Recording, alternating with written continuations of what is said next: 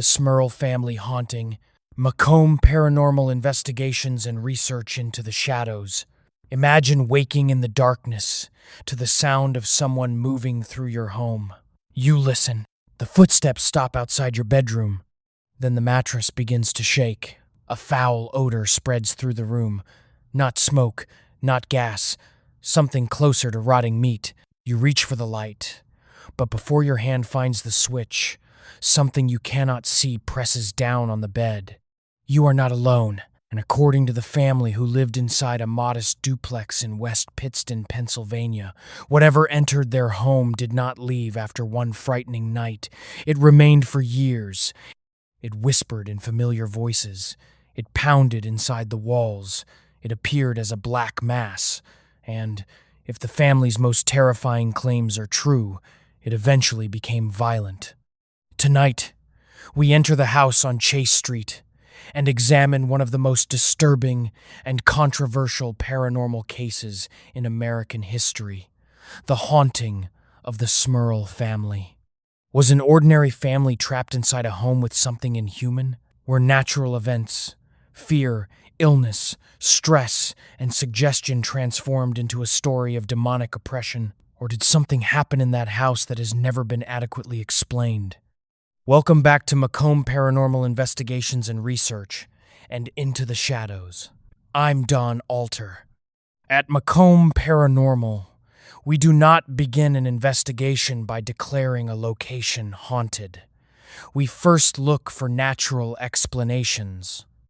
We examine the history, the witnesses, the physical environment, and the evidence. Only after reasonable possibilities have been considered do we ask whether something paranormal may remain. The Smurl case demands that kind of caution. The story contains frightening claims, sincere religious belief, famous paranormal investigators, skeptical criticism, media attention, and conflicting accounts. Some incidents were said to have been witnessed by several people. Others occurred in private and cannot be independently verified. What follows is based on the family's public account, contemporary reporting, later interviews, and the arguments made by both believers and skeptics. The alleged physical and sexual attacks will be described without graphic detail. Our story begins not with a demon, but with a flood. In June of 1972, Hurricane Agnes brought devastating flooding to parts of Pennsylvania. Communities were damaged, homes were lost, and families were displaced. Among those forced to begin again were Jack and Janet Smurl. In 1973, they moved with their children into one half of a double-block house on Chase Street in West Pittston. Jack's parents, John and Mary Smurl, occupied the adjoining half.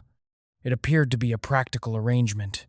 2 generations of the same family, living side by side, separated by a shared wall, but close enough to help one another. The house was not an isolated mansion surrounded by dead trees. It was a duplex in a working-class neighborhood. Cars passed outside. Neighbors lived only a short distance away.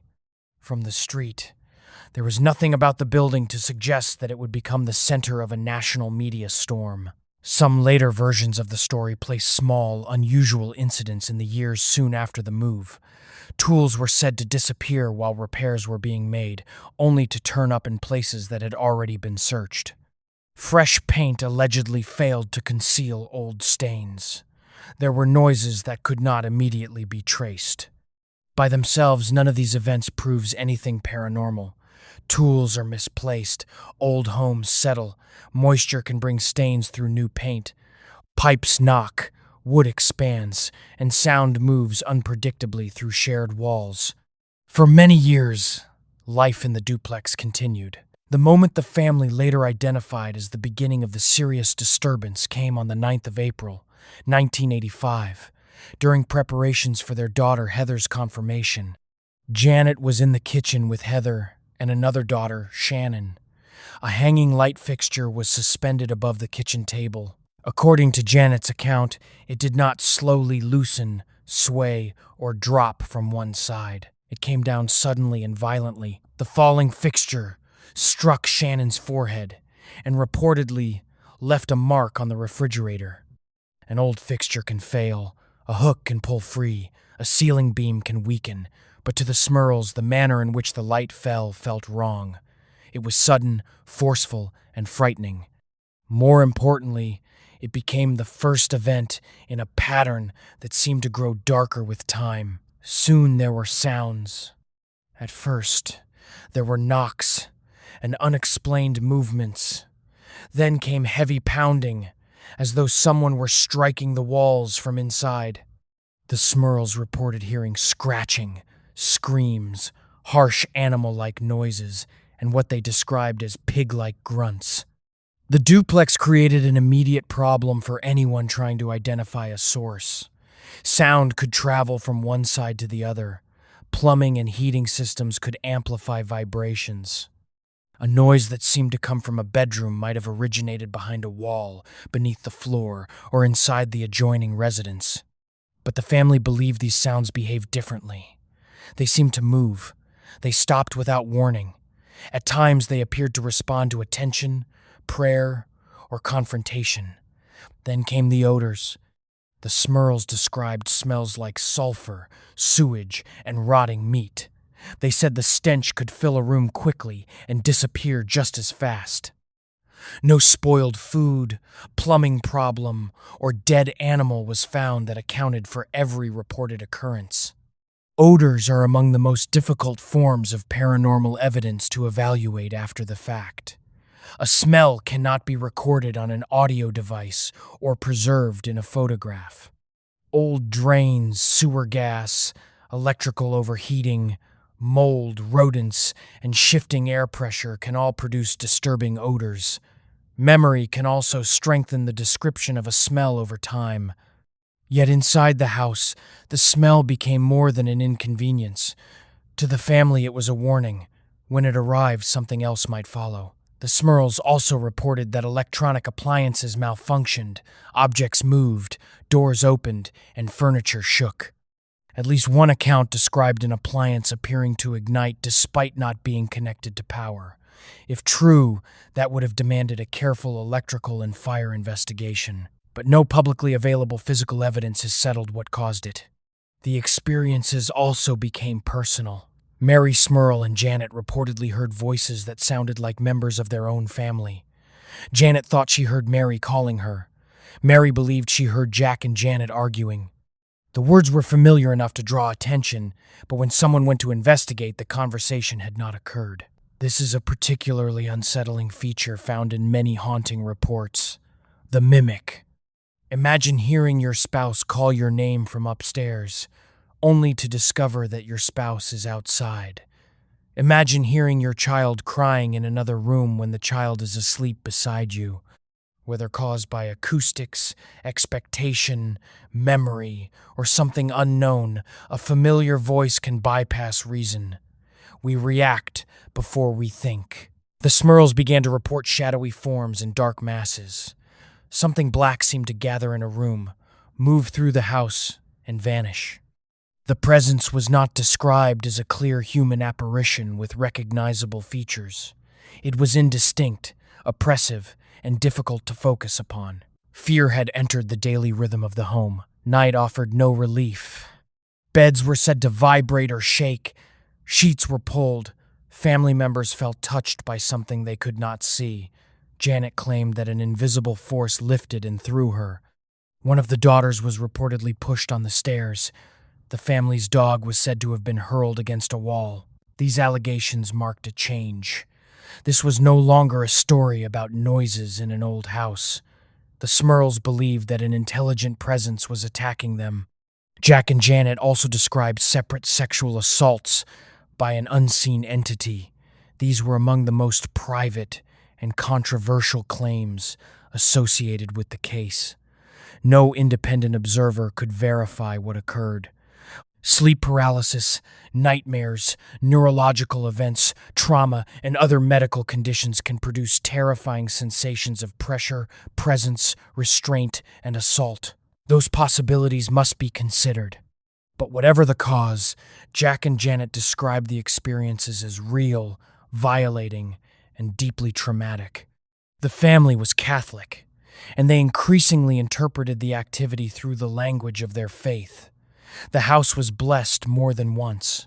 Prayers were said. Religious objects were placed in rooms. According to the family, the disturbances sometimes stopped temporarily, only to return with greater intensity. This reaction can be interpreted in two very different ways. A believer might say that prayer threatened the entity and provoked it. A skeptic might say that once the family adopted a demonic explanation, every sound, shadow, malfunction, or nightmare was filtered through that expectation. Both interpretations begin with the same events. They separate only when meaning is assigned to them.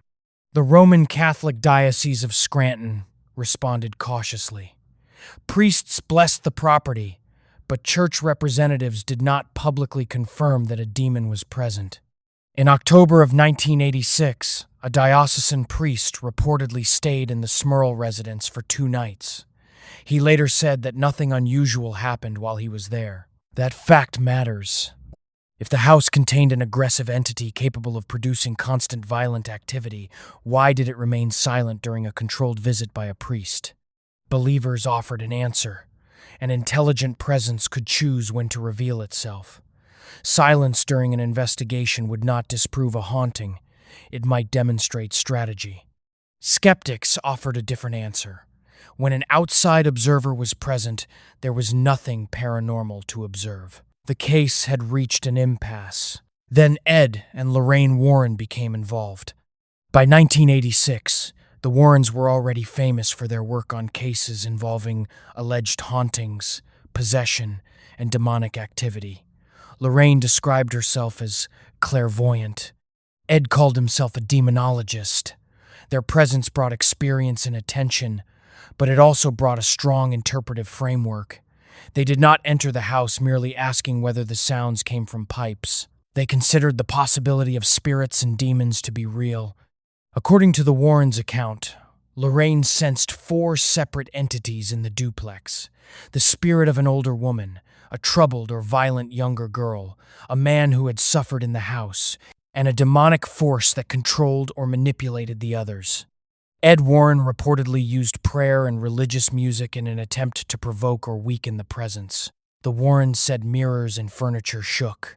Ed described a severe temperature drop and the formation of a dark mass. In one widely repeated claim, a warning appeared on a mirror ordering him to leave. The Warrens also said they recorded unexplained pounding and rapping sounds during their work at the property. To those who believed the Smurls, the investigators had confirmed what the family already knew. The haunting was real, organized, and dangerous. To critics, the Warrens were not neutral investigators. They arrived already convinced that demons existed, interpreted ambiguous events within that belief system, and encouraged the family to do the same. The story escaped the walls of the duplex. In August of 1986, the Smurl case became national news. Reporters gathered on Chase Street. Curious strangers came to look at the house. Traffic clogged the neighborhood. The family that said it was desperate for help now found itself surrounded by cameras, questions, ridicule, believers, skeptics, and people hoping to witness something frightening. The media attention created another layer of pressure. Once a haunting becomes public, every event becomes harder to evaluate. Witnesses know what they are expected to hear. Neighbors repeat rumors. Details change as stories are retold. A family can feel both supported and attacked. Financial motives are alleged whether money is made or not. Investigators become part of the story they are trying to examine. The Smurls maintained that they had not created the case for fame. In later years, their daughter Karen said the publicity made the family's ordeal worse and rejected claims that they had fabricated the story for profit. Critics remained unconvinced. Paul Kurtz, then a prominent leader in organized scientific skepticism, publicly challenged the demonic interpretation. He argued that the Warrens were not impartial investigators and suggested that psychological, medical, or ordinary explanations had not been properly excluded. Jack Smurl's medical history also became part of the debate. He had suffered meningitis earlier in life and underwent surgery in 1983 related to fluid on the brain and short-term memory problems. Some skeptics suggested that neurological issues might have contributed to unusual perceptions. That possibility cannot explain every claim made by every family member. It also does not prove that any particular experience was a hallucination. But in a responsible investigation, medical factors cannot simply be ignored. There were other possible explanations. The Smurls were living in a shared, aging structure. Ordinary vibrations could travel. Animals could enter walls. Electrical faults could cause fires or appliance failures. Sewer gas could produce foul smells. Sleep paralysis could explain nighttime pressure and a sensed presence. Anxiety could heighten awareness and cause family members to interpret unrelated events as parts of a single threat. Social reinforcement may also have played a role. When people who trust one another share a frightening explanation, uncertainty can become certainty. One person hears a pipe strike. Another remembers pounding from the previous night. A third sees a shadow after being told where it usually appears. No one has to be lying for the story to grow. But the natural explanations have limits as well. They may account for individual incidents, yet they do not automatically explain why several members of the same family reported such an intense pattern. Jack claimed that dozens of people experienced something unusual in or around the house. Neighbors were said to have heard screams or noises, at times when the family was not home. However, claims of many witnesses are not the same as a publicly available collection of detailed, independently verified statements. We must ask exactly what each person witnessed. Did someone see an object move on its own? Did they hear an unexplained knock? Or did they simply observe that the family was terrified? Those are very different kinds of evidence. The Smurls said that attempts to cleanse the house failed because the presence moved between the two sides of the duplex. When one area was blessed, the activity shifted elsewhere. They also believed that it could follow them away from the property. That last claim changed the nature of the case completely. If the force was attached to the house, moving should end the activity. If it was attached to the family, there might be nowhere to run. According to the Smurls, religious intervention and sustained prayer eventually brought periods of relief. Reports differ about the number and form of the rites performed, and church officials remained guarded in public. The family continued to report occasional knocks and shadows in 1987. In 1988, the Smurls left the Chase Street duplex and moved to Wilkes-Barre. The house did not remain empty forever. A later resident, Deborah Owens, told reporters that she did not encounter anything supernatural while living there. For skeptics, this was one of the strongest facts against the haunting. A house supposedly occupied by several spirits and a powerful demon became an ordinary residence after the Smurls moved away. For believers, it supported the idea that the activity had never been tied only to the building. Perhaps the entity had focused on the Smurls. Perhaps prayer had finally ended it. Or perhaps, as many paranormal investigators know, one family can report intense activity while the next experiences nothing at all. The story did not disappear when the family moved. It became the book The Haunted, One Family's Nightmare, written by Robert Curran with the Smurls and the Warrens. In 1991, it was adapted into a television movie titled The Haunted. Decades later, the case again entered popular culture through The Conjuring, Last Rites, a film inspired by the Smurl story, but dramatized for entertainment. Movies create clean confrontations. A family faces evil. Investigators arrive. The demon reveals itself. Good and evil meet in a final battle. Real cases are rarely that simple. In the real Smurl case, there is no single photograph that proves a black mass appeared. There is no recording that has convinced both believers and skeptics. There is no medical explanation that accounts for every family member's report. There is no public church declaration that settles the question of an exorcism. There is no final piece of evidence that closes the case. What remains is a frightened family's account and the disagreements surrounding it. It is easy to choose a side from a safe distance. We can say that a demon lived in the duplex and treat every claim as fact. Or we can say that nothing happened and treat every witness as dishonest or mistaken. Neither conclusion is the result of a complete investigation available to us today. The most responsible position lies in the uncomfortable space between belief and dismissal. The Smurls clearly experienced something they interpreted as threatening. Their fear affected their home, their faith, their relationships, and the rest of their lives. That human experience was real, regardless of its cause. The alleged paranormal evidence is much harder to judge. The most dramatic incidents were not recorded under controlled conditions. Investigators with strong supernatural beliefs helped shape the public story. Skeptical access was limited, and ordinary possibilities were not always documented or eliminated in a way that can now be reviewed. And still, certain questions linger. What caused the sudden violent pounding described by the family? What were the odors that appeared and vanished? Did neighbors truly hear screams from an empty house? Why did so many members of the family describe a growing sense of oppression? And if everything had an ordinary cause, why did the terror endure for so long? There is another question that may be even more disturbing.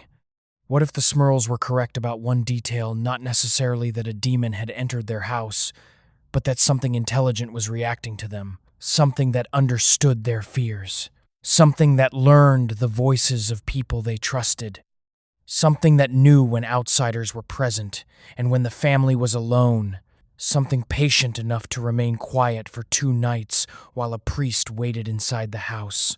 Then, after he left, it could begin again. Perhaps that is why the Smurl haunting remains so unsettling. Its power does not come from one perfect piece of evidence. It comes from uncertainty. An ordinary duplex, a family living beside grandparents, a light falling during a religious celebration, knocks becoming pounding, odors becoming shadows, shadows becoming attacks, and a question that followed the Smurls even after they left Chase Street. Was the darkness inside the house, or had it attached itself to them? This is not the end of our examination of the Smurl family haunting. Macomb Paranormal and Into the Shadows will be presenting another live podcast where our lead investigator, Jake, and I will take a deeper look at the case. We will discuss the reported evidence, the Warrens' involvement, the church's cautious response, the skeptical explanations, and what we would want to examine if our own team had been called to the Chase Street duplex. Could plumbing, wiring, structural vibration, sleep paralysis, neurological illness, and family stress explain the events? Did the investigators of the time properly attempt to debunk the activity?